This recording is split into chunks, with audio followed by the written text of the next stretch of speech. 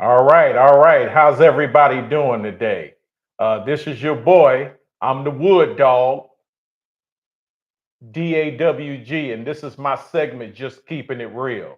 And I want you to, everybody, to take a moment to make sure that you like and subscribe to my YouTube channel, Just Keeping It Real at Wood Dog 4868. Just type it into the search engine on the YouTube platform. You'll be able to see all my videos and content in its chronological order. All right, here we go. Today, I'm going to do something a lot different. This segment right here has nothing to do with politics. This is going to concern something that most of you are familiar with, and it's the carrying of a concealed pistol. And we're going to cover today all the ins and outs of carrying a concealed pistol license and training and the obtaining of a concealed pistol license, aka a CPL permit. Today, I have somebody real. Scoot in a little closer, Mr. Bracey. Yeah, this is Mr. Adio Bracey. Adio, first name is AIDO. ADIO. ADIO. Yes, sir. Okay, he is a, seasoned concealed pistol license trainer. And I wanted him to be on my segment because I wanted to let everybody know what they don't know about the concealed pistol license process. And Mr. Bracey, you are a hard man to track down. I know you are a busy man. And I wanted you on my segment just for this because there's so many people that are falling through these pitfalls Yeah. with these concealed pistol licenses. Correct? Yes, sir. Most recently, there was a judge that had unknowingly had a firearm in her bag at the airport. And I'm from what I hear, you work in and around that area and I do. facility, and there's been numerous people. But before we get into that, what is the name of your training class of instruction? Well, we are Family Tactical Solutions. So we do. Family Tactical Solution. Yes, sir. So we do a concealed pistol license training. We do basic pistol instruction. We also have a class, a pistol selection class. So for individuals that are new to firearms, that are unsure about what they should get or why they should get it, they can come to us. We have about 5 or 6 firearms that they can test out to see what works best for them. A lot of people, that's their first question, like, what should my first firearm be? My response to that is always whichever one you're most accurately shooting and whichever one you're most comfortable handling. And the only way to do that is to actually go and test out different firearms. Mr. Bracey, you took the words right out of my mouth. I think a lot of people feel like bigger is better or more powerful is better, but that's not the case. That's not the case. And why isn't that not the case? And it really kind of depends on who you talk to as well, because you have a large market for concealed pistols, for subcompact pistols. Some would say the general rule is the smaller the handgun, the more recoil it'll have, or the more difficult it is to shoot. Right. So from that aspect, some people tend to go more for not necessarily full size, but they go for higher calibers because they if it's a young lady, she talks to her boyfriend or a friend at work, and they always like, no, you need a 45 or you need a 357, and they kind of get misinformation. So they get stuck because they go to the store without testing out these firearms. They purchase the firearms, and then once they start shooting, they realize this is not something that they can handle. But at that point, you're stuck with this gun. Yeah, and you got to run through a whole bunch of stuff to try to get the person to buy the gun back so you can trade and get another. Absolutely. But before we get into this segment any further, let me back up a little bit. Can you tell us a little bit about yourself? Well, once again, my name is Adio Bracey. I am a Detroit native, born and partially raised in Detroit. I say partially because moved out to the suburbs, like the Jeffersons. But right. So my professional background is I deal with adjudicated youth. So I worked in a lot of placements here within the city of Detroit. So I worked for Don Bosco Hall, a placement called Way to Go. I worked for Detroit Job Corps, and then I did some armed and unarmed security as well. So that's how I kind of having that background is what kind of propelled me into this area I'm in now. I was getting ready to ask you that question. Continue. Yeah. So dealing in those situations, I learned a lot that our people are very grossly misinformed. And especially specifically when it comes to gun law. So not only are we misinformed, but we're at a tactical disadvantage. Usually in the Black community, having conversations around guns or gun safety with our children is not something that we typically do. We'll have the guns in the home, we'll set them on the table, and the extent of the conversation we have with the kids is don't touch that. And that's it, and that's all.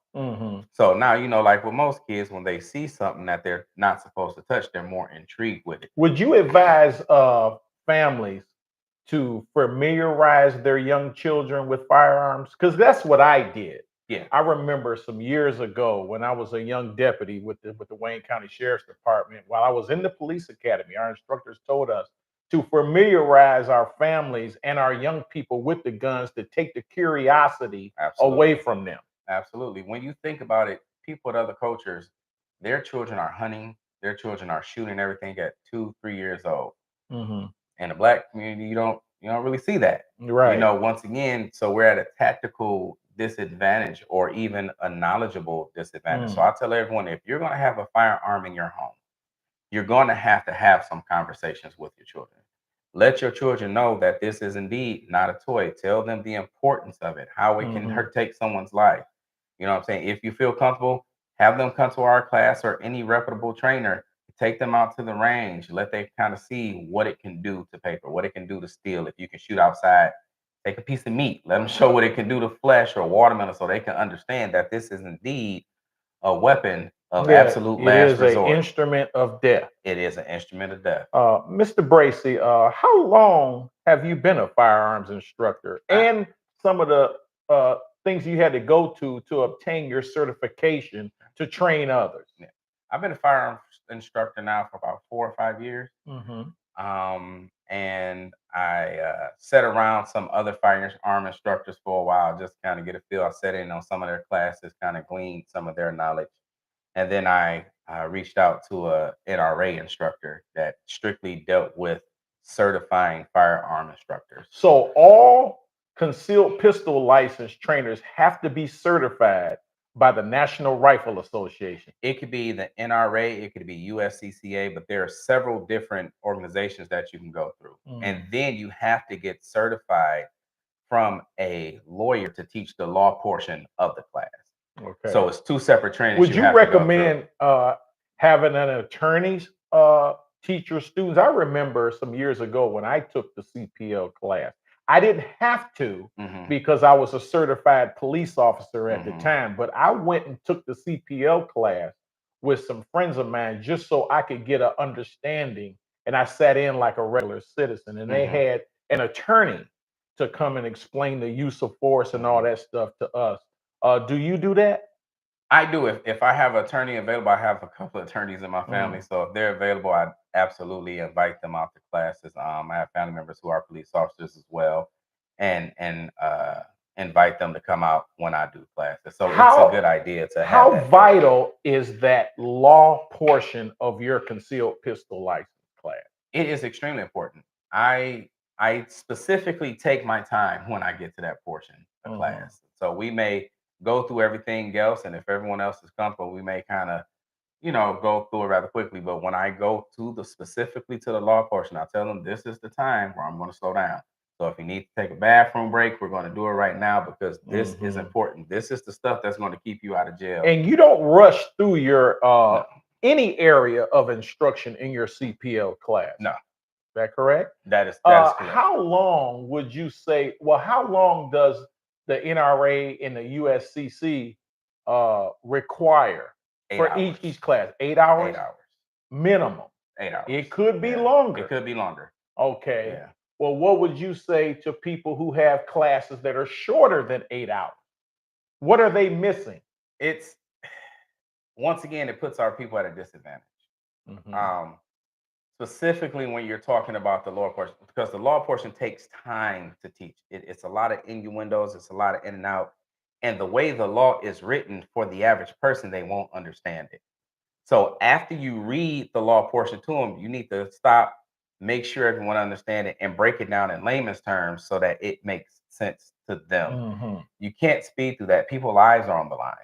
Like literally, people's lives are on the line. Not only Mhm. are their lives on the line, but my livelihood is on the line as well. If any of my students are involved in a self-defense shooting or in a shooting, they will call me and ask, did I go by the book when it Yeah. came time to teaching these students So the if they class? looking for a quickie CPL certification, I am not the one. your program is not the program for that because I am not the one. as long as I've known you, and me and you have the luxury of knowing each other most of our lives, Facts.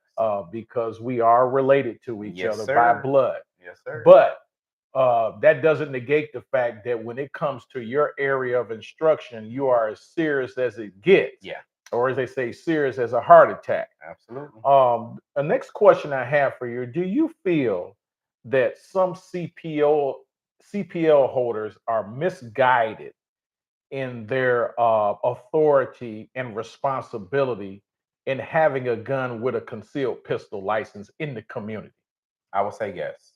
So What is some of those misguided things that come to your mind? a CPL is a license to carry. It's not a license to shoot. So a lot of people think as long as I got my CPL, I can pull my gun out whenever I want. You have a Mhm. lot of miscommunication that or misinformation that has been passed down. The good old fashioned one is if you pull your gun, you better use it. Or Mhm. shoot, if they at your house, shoot them and then just drag them in the door. Right. Stupid stuff like Yeah, that. You know what I'm saying? I've had those conversations with people that would say, "Well, just shoot them and drag them in." There is no way No way. that you're going to fool a 15, No 20 way. year detective that you No way. shot a person in your home, knowing that the detective is going to say Yeah. the person was shot out here, Yeah. moved here. I tell So people another common they thing need to is be people truthful. they do because people always be like a dead man tell no tales, and Or that's the not or the accurate. cliche saying, "I'd rather be judged by 12 than carried by 6." Which Yeah. which is a bad one in itself because generally most people try to dodge jury duty. So I can't be judged by a jury of my peers if my peers are doing everything in their power to not show Mhm. up for jury duty. Mm. You know what I'm saying? So we have to be realistic in our expectations and our skill level when we are carrying. Our weapon needs to be our absolute last resort. For me to Mm. pull this gun, it has to be an honest and legitimate imminent threat of death, imminent threat of great bodily harm, or imminent threat of sexual assault.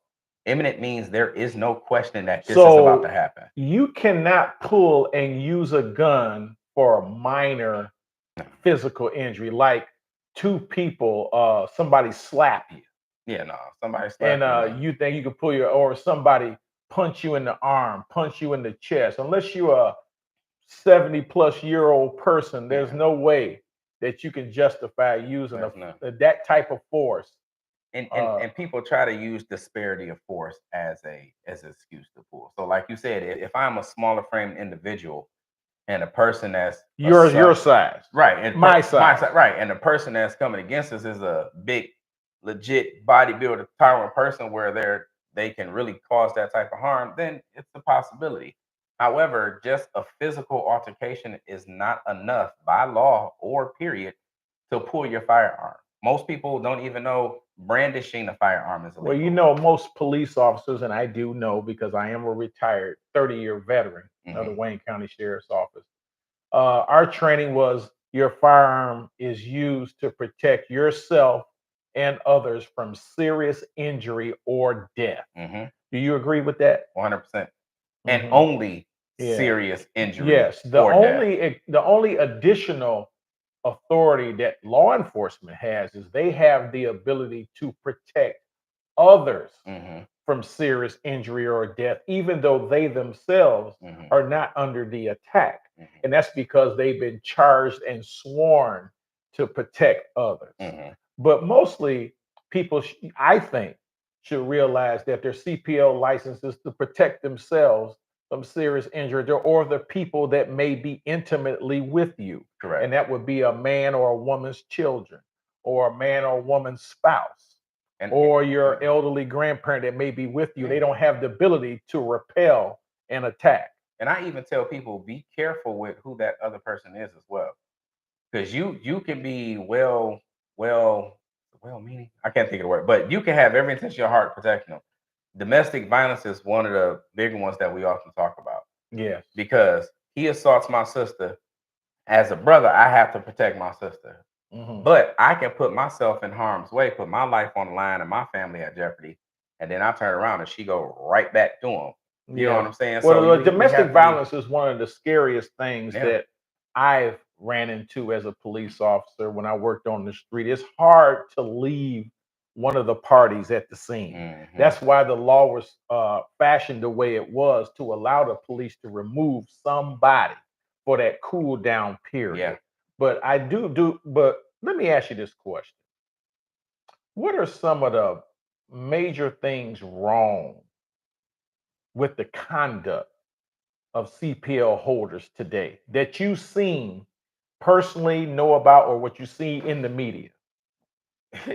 It's the idea of that since I have a gun, I am now untouchable.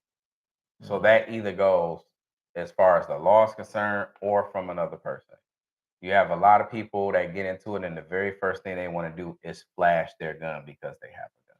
Flashing a gun unjustifiably is a charge Yes, it is. It's all brandishing. all by itself. Yes, it is. Drawing your gun at somebody, flashing your gun, saying you got a gun, all that is a Now, charge. that doesn't mean that you can't pull your gun to ward off an attack. Like if you see a vicious dog or a Hmm. dog run up on you, Hmm. you can draw your firearm to be ready Hmm. for that. Or if you're being a person that's making you physical threats to harm you, Hmm. I'm gonna kick your, you know, Hmm. butt cheeks. Hmm. And you know that person has the ability to do it, Hmm. but you're trying to get away, but the person keeps closing. Drawing and showing your gun at that point is not against the law. You're trying to prohibit the attack. But the Yeah. important thing is to try to move away. I, I tell everyone you always have to create distance. Distance is always going to be your friend.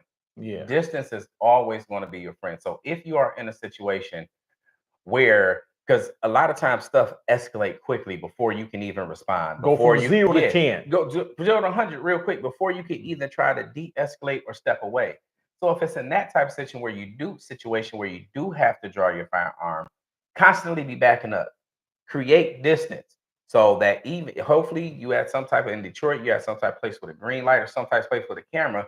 So when the police do get involved, it can indeed show That that I creating was not distance the and aggressor. de-escalating. I was de-escalating. Yes, Yes. I pulled my firearm out because I felt it was an imminent threat Mhm. at that point, but I tried my best to create the space Now, and de-escalate. after a justifiable pulling of a weapon, let's just say if you don't have to use it, Hmm. um, do you think? Well, I know the answer to this question, but I'm gonna ask you as a Hmm. seasoned CPL instructor: seek advice from legal counsel. Every single time. Yeah, and if you do have to pull a gun to extricate yourself from a Hmm. situation, a person should still file a police report, Absolutely, 100%. because that person could double back and say that you did this and that, and then they have to come look for you, and it won't turn out well for you. Generally, the first person to say something is the victim. Or Mm. that's how it's viewed. The first person to say something to the victim, if you come after the fact, then now it's Hmm. you're just viewed as the aggressor trying to cover up something. So Yeah, if you are ever involved in a situation where a firearm is introduced and or used, right. you definitely need to 100% first contact legal counsel, and Hmm. then you need to make your way to the nearest police department to make Hmm. that report so that you can have everything in writing. Even in the regular workforce, if it ain't on paper, it ain't happening. Right. But in this case, it needs to be on paper because there's cameras everywhere. So, like you said, even if you don't report it, it's going to go somewhere. And now it's Mm. their story against Yeah, yours I think you agree with me in saying that most people, they should act like they're being recorded all the all the time. time. All the time. Even when Hmm. you think ain't nobody recording, somebody always got their phone Or ready. these ring cameras that people are getting on their Yeah. homes because they don't want to go to the door. Yeah. And police look around and see something, they're going to go and say, "Hey, we need that footage." Yeah. And if you don't give it to them, they'll subpoena it and get it. Yeah. You know. But let me move on to an area that might be a little touchy for you, as it pertains. Is, are there some bad CPL instructors and bad CPL trainers out here that uh, are just giving short classes of instructions just to collect fees and putting instruments of death in people's hands without the proper training. What is your opinion on these type of You trainers and situations? you're always gonna have your bootleg or parking lot instructors Hmm. where you meet them, they be like, hey, just meet me at Panera Bread, meet me at McDonald's.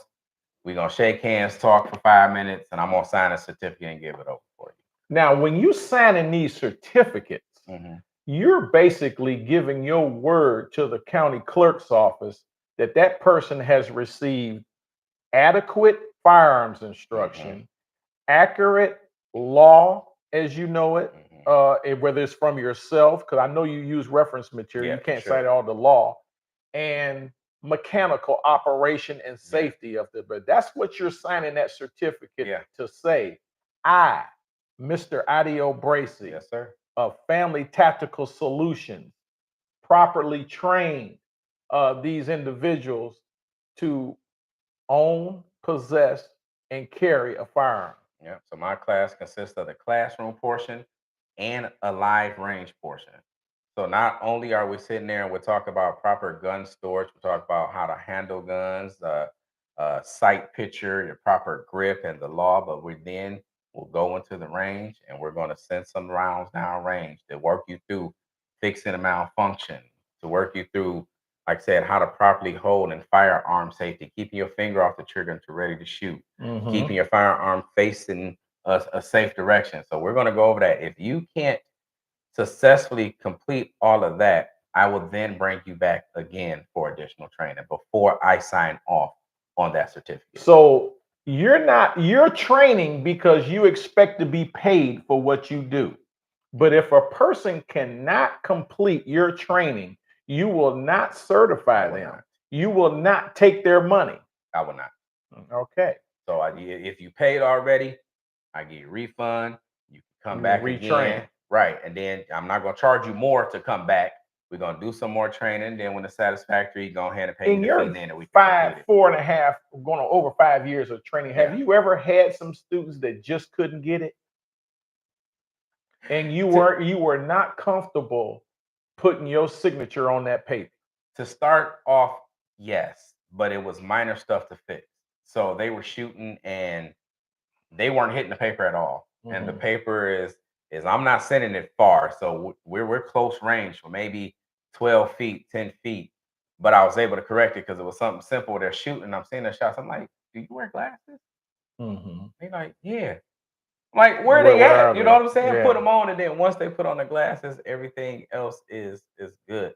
But luckily, I kind of specialize in smaller classes Yes. so that I can more tailor the class to the individuals that I'm dealing That's with. what I was getting ready to ask Yeah, you. How so large are some of your classes? I think the largest class I've had so far was like 15 people. What was the smallest? This one. Got you. Okay. If a Mhm. person comes to me and want a class, I'm not going to push them off until I hit a certain number.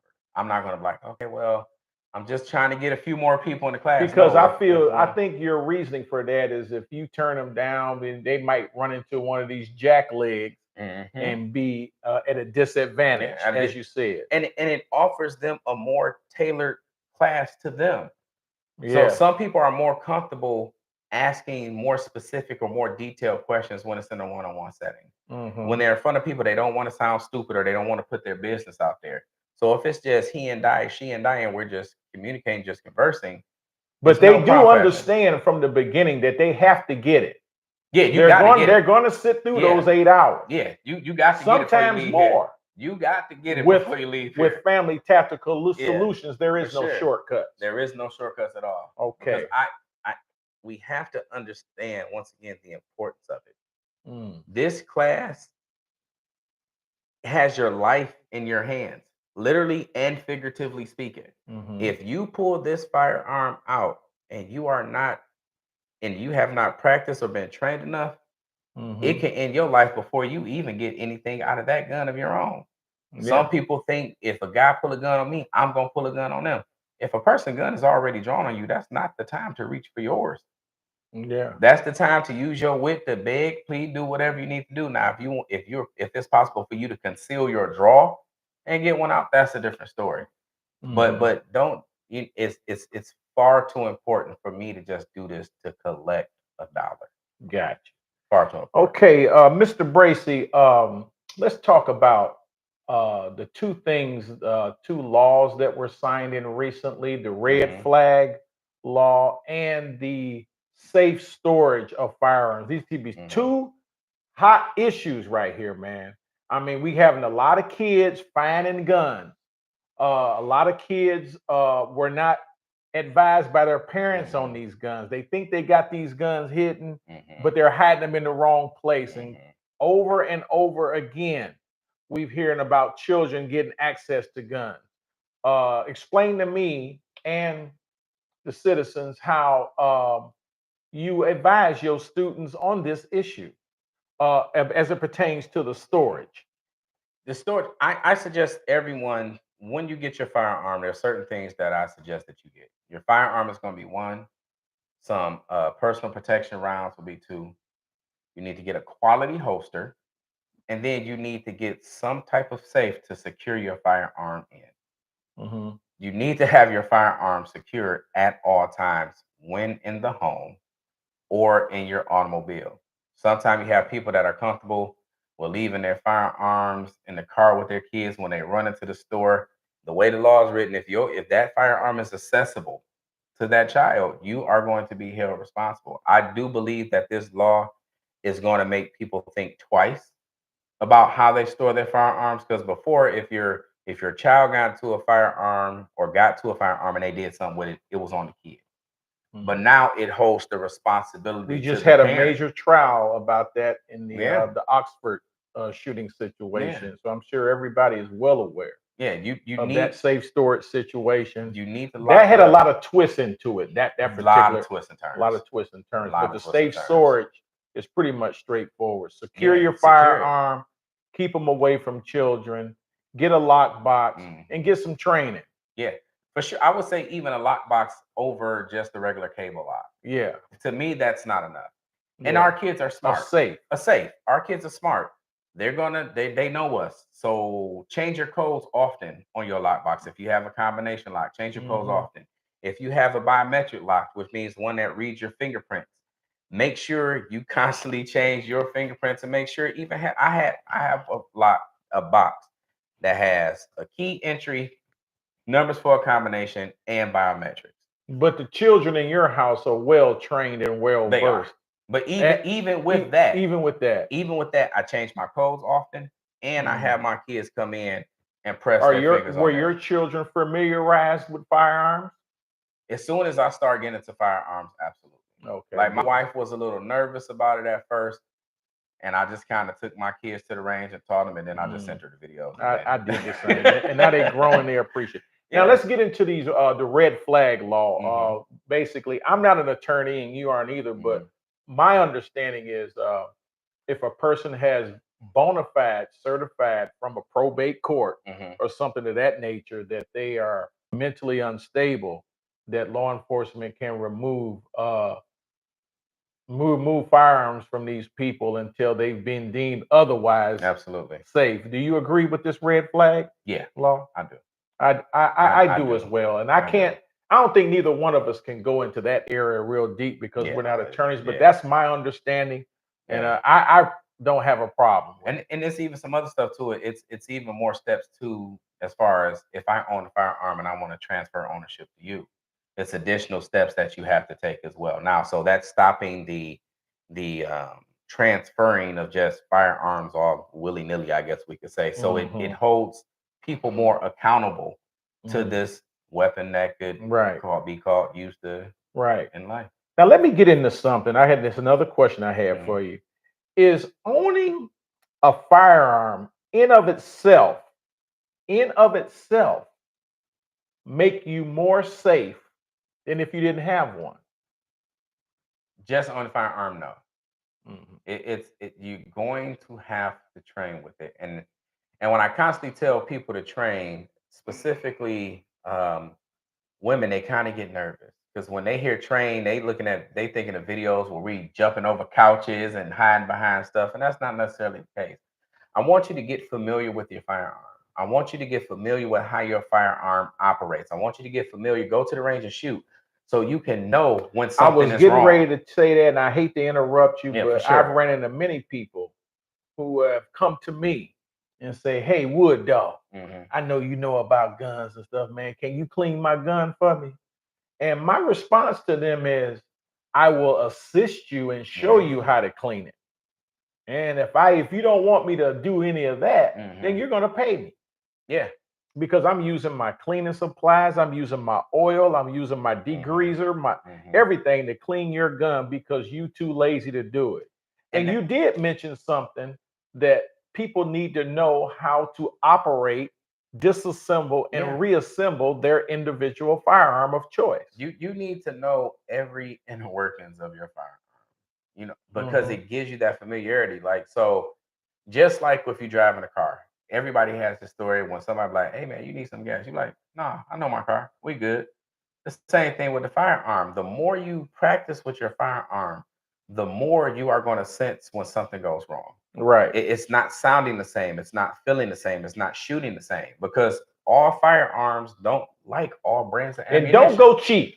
Don't go cheap. Spend some What are money. some of the major manufacturers that people should consider when they purchase a firearm? When we're talking about a pistol. I say your top brands are going to be your battle proven brands, which are going to be your Glock, your Smith and Wesson, your Sig Sauer, your Kimbers, those type of What things. about Ruger? Ruger is a good one. Mhm. I say Glock because Glock for a very long time was the sidearm for most police departments in the It United still States. It is. still is. If you look at Smith and Wesson, they was sidearm for that for a while. Sig Sauer now has the contract for all the armed forces in their state. So every armed force person, whether you Marines, Air Force, Navy, Army, Yeah, their own personal sidearm that they're issued is a is Sig a Sig Sauer. Sauer. Okay, So got that lets you know it had to go through rigorous testing, rigorous running down in order for that it. gun So to prove to stay be away solid. from cheap manufacturers. Stay away from cheap If you're going to manufacturers. spend top money on a cell phone, spend top money on your firearm. Is You that have is that what you're saying? yeah, you have some places where you could even do layaway. So Yeah. if you want a quality firearm and it's just a little bit out your range, save up for it. Go put that gun down, pay on it, and then For go the ahead and get what you need reliability. for So the if you have to reliability. use it, you know it's going to work and it's not going to be what we call a jam-o-matic.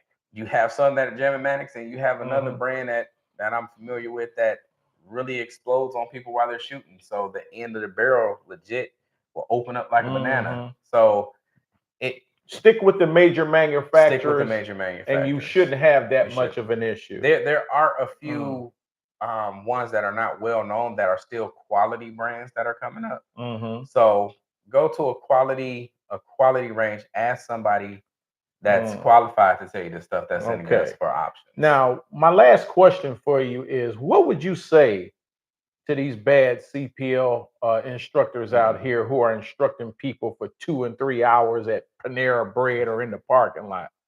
What would you say to instructors like that? Stop. Stop. So you're not only making it, I don't want to say necessarily making it bad for me because people spend money on what they want to spend money on, right? Hmm. But once again, you're doing those people a disservice Hmm. because the majority of people only know the law that they hear on television or from their cousin's friend. Because my cousin boyfriend, he got a gun case, but he beat the case because they couldn't do this, and that. Hmm. Well, nobody at court, did nobody know Yeah. what laws, but they just heard Yeah. what somebody else Yeah, I said. know it's very disturbing when you have people out here cutting corners. Yeah. I am personally aware of a. I'm not going to use any names but there was a public official Hmm. here in Wayne County, an elected official in law enforcement that was doing CPL classes for only 2 and 3 hours just to get the money Yeah. and putting an instrument of death in people's hands, signing off, lying on those documents that Yeah. have to go to the Wayne County clerk's office Yeah.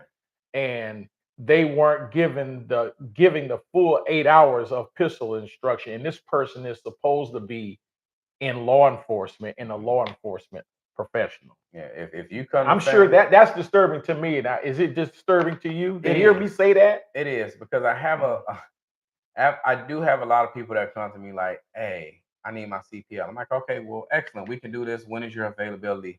I gotta sit through a class. Yeah. Yeah. How long is class? You need to plan to be with me for at least 8 hours. Right. Dang, Okay. I just can't, can't pay you and give me six. Mhm. Absolutely not. Not with Family Tactical Yeah, not Solutions. absolutely not with me, not with Okay, Adio Family Mr. Tech Solutions. Bracey, in closing, what would you like to tell the citizens of Detroit, the citizens of Wayne County, about Family Tactical Solutions? Family Tactical Solutions is an excellent company to come to for your CPL certification and training or your firearm training. So if you need us, you can find us on Facebook at Family Tactical Solutions. You can find us on Instagram at family_tactical_solutions. Follow us there, www.familytacticalsolutions.com. Any of those platforms, you can reach out to us. We will get back to you. Is your phone number listed? My phone number is listed. My phone number is 313-671-2648. If you come and you let us know that you heard about us from this individual interview, we will give you a discount on your class. So just let us know you heard about us from the Wood Dog, and you will get it. You will get a savings on your class. Okay, this is it. This is my interview with Mr. Adio Bracey of Family Tactical Solutions concerning the CPL. And please like and share and subscribe to my YouTube channel, Just Keeping It Real, at Wood Dog 4868. You have to type that in the search engine because there's a lot of people that just say Just Keeping It Real. So Just Keeping It Real at Wood Dog 4868. And I want to thank you again, Mr. Bracey, for giving me your time. Because, like I say, you're a hard man to track down, and I appreciate your truth in this particular situation. And this should get out to the public and let everybody know that American Tactical Solutions is where they need to get their training from. Make Family Tactical Solutions a household name. Okay, and thank you, everybody. And I want to thank everybody for listening to Just Keeping It Real with the Wood Dog and Mr. Adio Bracey of Family Tactical Solutions. Thank you. Yeah, have a good one.